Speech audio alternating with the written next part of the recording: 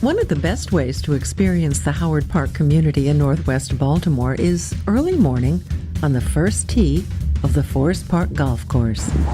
It's refreshing, to be out to feel the fresh air, to breathe in the fresh air in the morning. It's something to do and it's refreshing, What I enjoy most about golf is the relationships you get from playing golf, the little trash talking you get, fun, and just going out here and just understanding that it's about having a quality way of life. That's what it's all about. The Forest Park Golf Course is a gem in the community. It's a wonderful thing to have the golf course here. When we get kids that come here for the first time, they're amazed what this place looks like. You got people in this community that have never been here, and never been able to just go around and take a visit to the golf course. Well, it's very invigorating for me to play. And we come out and we play 18 holes. I just enjoy it so much, and we're getting ready to play 9 more holes now. Well, actually, golf is a game that you can play for, in lack of a better term, for eternity, Well, I used to live in the neighborhood, right down the street, and when I used to go to school in the morning, I used to see the men play up here on Forest Park Avenue. And I said, one day, I'm going to be there to play. And I've been playing 10 years. When I was applying for schools in Baltimore City, I saw how close the golf course was to the school. And one of my first goals when I became principal is to have a solid partnership with the golf course. So before I even met the students, before I even met the teachers, I went down to the golf course and I met Mr. Saunders, and he was able to instantly get that partnership going and thriving at Calvin Rodwell. Mr. Sanders, we call him Mr. Forest Park. Now, unfortunately, Mr. Sanders passed away about 2 years ago, and because of what he had done for this community, this is why Forest Park is still a popular place in the city. He was all for the kids. And anything he saw that could help the kids in his community, he was devoted to it.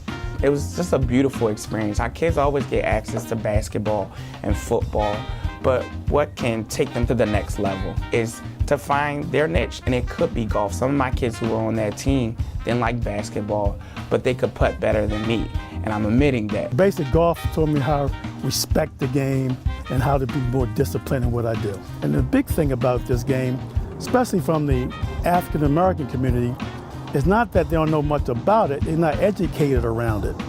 And if we can do a better job in getting the community involved in this golf game, there's scholarship money out there for kids, for golf. There's job opportunities out there for golf. When I tell people about that, and Tim and I was good partners through this, people say, what do you mean? And the bottom line is you got presidents, CEOs, decision makers playing golf. And I know, as I was in banking for 35 years, I know for a fact I got 4 job offers on the golf course for meeting people. So don't take it as more of just hitting a golf ball, take it as opportunities for you. And the more we can show and communicate that to the community, I think we'll do a better job letting people know that this game has some value to it. Oh, it's very important for the black community to be able to have something that's within reach. They don't have to travel miles to enjoy themselves and to play around the golf and to connect with other people. Yes, that's vital, I think. When I was a kid, as a black kid, we couldn't come up in this area. In the 50s, you couldn't come up here. You weren't welcome up here. It wasn't any area for a black person to go. We couldn't go to the Gwen Oak Park, which is only about half a mile away. You couldn't go there, and so.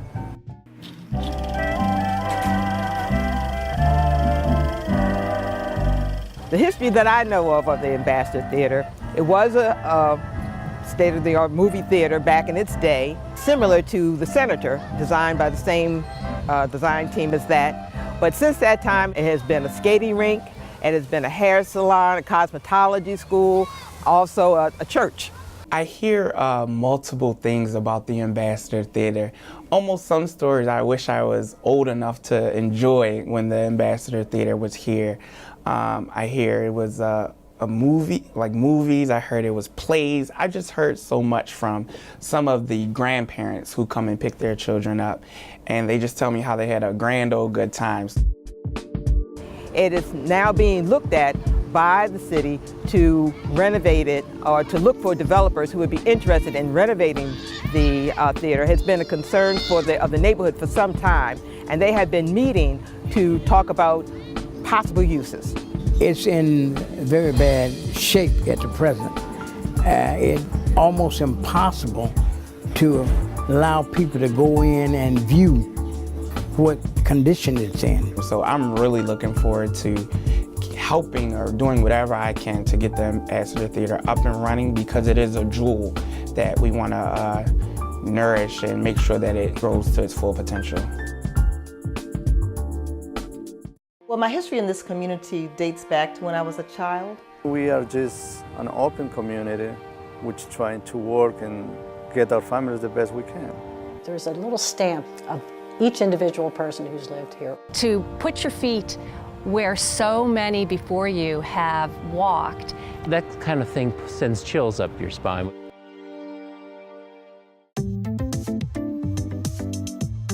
Howard Park is a great place to live. It has great housing stock at affordable price, green open space, a tremendous great school, elementary and high schools. It also has its own golf course, its own park, and a strong community that works together to keep the neighborhood strong and safe. Some of Howard Park's strengths are that it's a growing community. So not too long ago, actually my first year serving as principal here, the ShopRite was, they had the grand opening. And just being a newbie to the community, I was able to celebrate and just be excited for, having that store, because as I was told that this was a food desert before. ShopRite was important to this community because Howard Park was a food desert. It had a super pride years ago, left the community, and we weren't able to bring any other food store in. We was 15 years without a supermarket. Now we have a supermarket.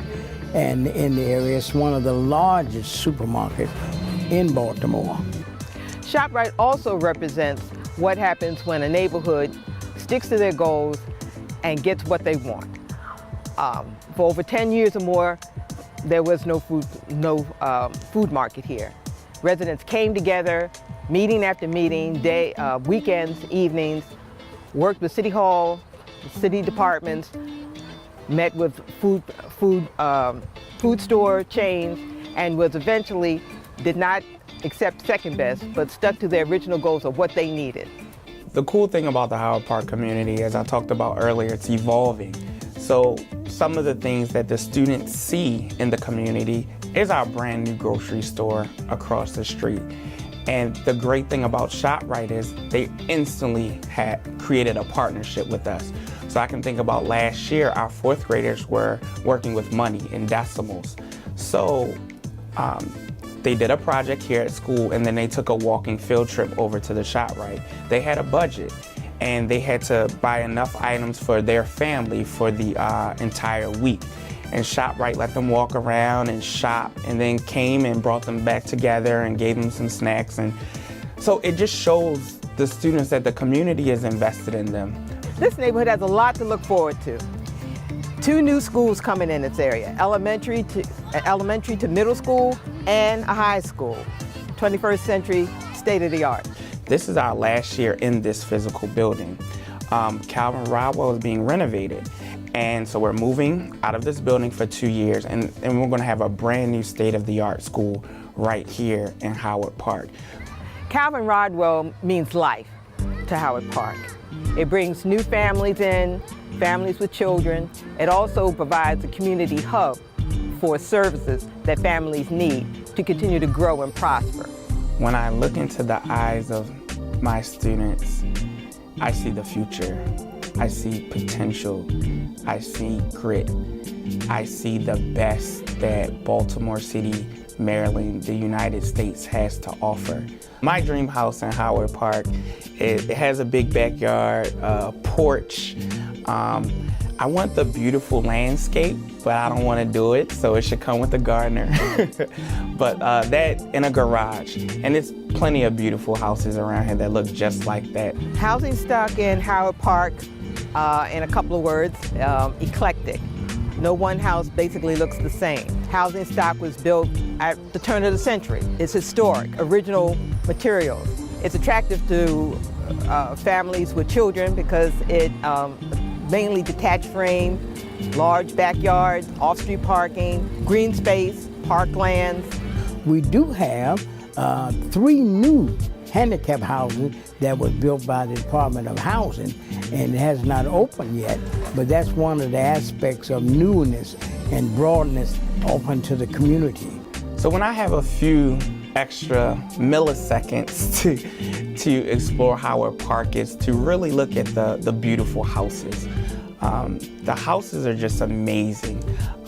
It's a few streets behind my school, but they're just huge, big backyards. Some of that community is an older community, and you can just tell the time they take in their lawn, their flower beds, their fencing, their porches.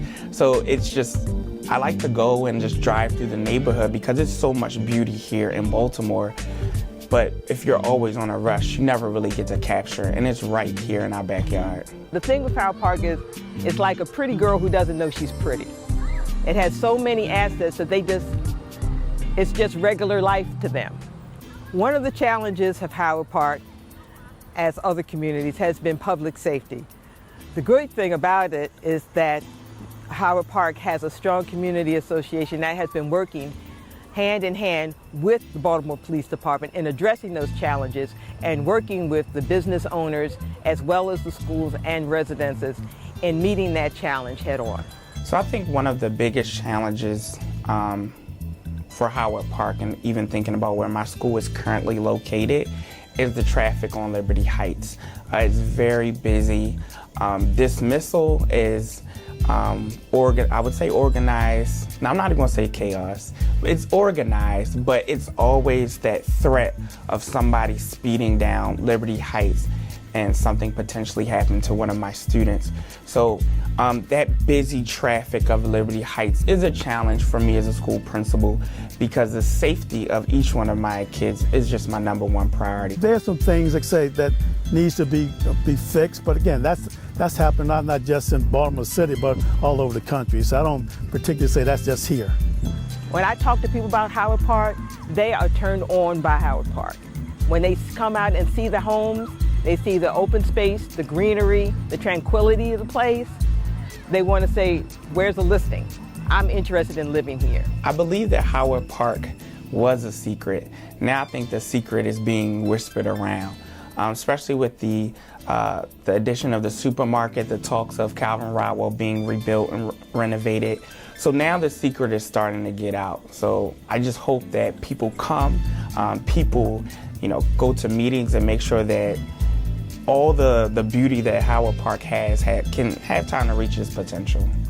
It's a beautiful place to be, it's a beautiful place to live, and a beautiful place to grow families and the future community for Baltimore City. We are the place to be. For more information on Baltimore neighborhoods and full episodes of My Town, go to www.charmtv.tv.